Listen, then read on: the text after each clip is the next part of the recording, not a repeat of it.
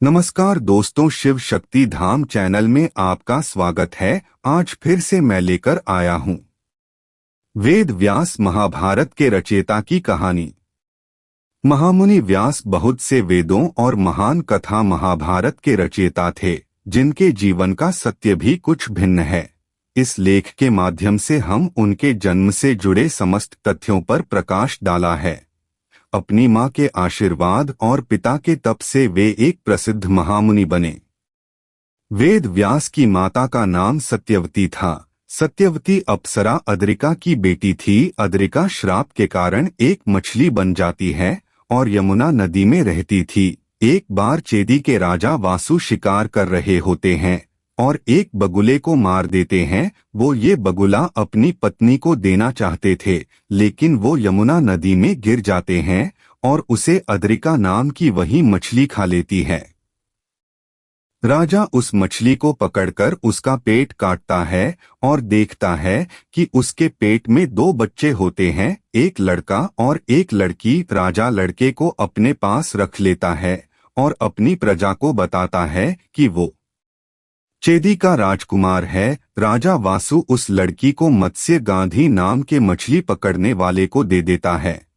वो उसे अपनी बेटी की तरह पालता है और उसका नाम काली, क्योंकि वो रंग रूप में काली होती है, रखता है। समय के साथ काली का नाम सत्यवती हो जाता है।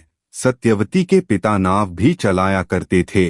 सत्यवती अपने पिता के काम में उनकी मदद किया करती थी। सत्यवती अब बड़ी हो जाती है और उनके पिता उसके लिए योग्य वर तलाशने लगते हैं।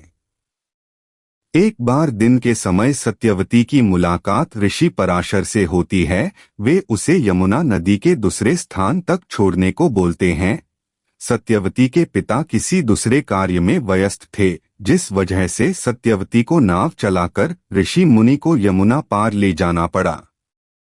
ऋषि मुनि सत्यवती के रूप से मोहित हो जाते हैं और विवाह के पहले संबंध बनाने का आग्रह करते हैं, लेकिन सत्यवती यह कहकर मना कर देती है कि वो ब्राह्मण है और सत्यवती मामूली मछली पकड़ने वाले की बेटी। ऐसा करने से उनके कुल की प्रतिष्ठा मिट्टी में मिल जाएगी। ऋषि मुनि सत्यवती की बात नहीं मानते हैं। तब सत्यवती ऋषि मुनि के श्राप के डर से उनकी बात मान जाती है, लेकिन उनके सामने एक शर्त रखती है। वे उनसे कहती है कि अपने संबंध के बारे में किसी को भी पता नहीं चलना चाहिए, उनको कभी कोई गलत दृष्टि से ना देखे, और ये भी बोलती है कि उनका पुत्र जगत में बहुत प्रसिद्ध और विद्वान हो, उसके ज्ञान की चर्चा दूर दूर तक हो।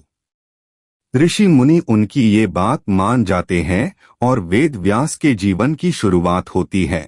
ऋषि मुनि और सत्यवती का एक पुत्र होता है। ऋषि मुनि इसके बाद चले जाते हैं और वादा करते हैं कि वे सत्यवती से कभी नहीं मिलेंगे। सत्यवती का पुत्र ऋषि मुनि के तप और आशीर्वाद से तुरंत बड़ा हो जाता है और एक हट्टा कट्टा नौजवान बन जाता है। वो अपनी मां सत्यवती से वादा करता है कि जब भी वो उसे बुलाएगी वो तुरंत उसके पास आ जाएगा और उसकी मनोकामना पूरी करेगा।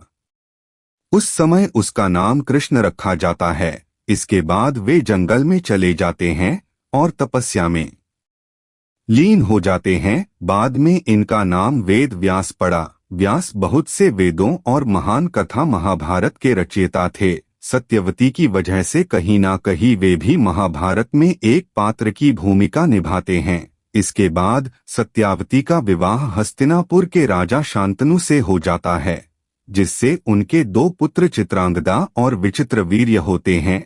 धृतराष्ट्र और पांडव विचित्रवीर्य के पुत्र और सत्यवती के पोते थे।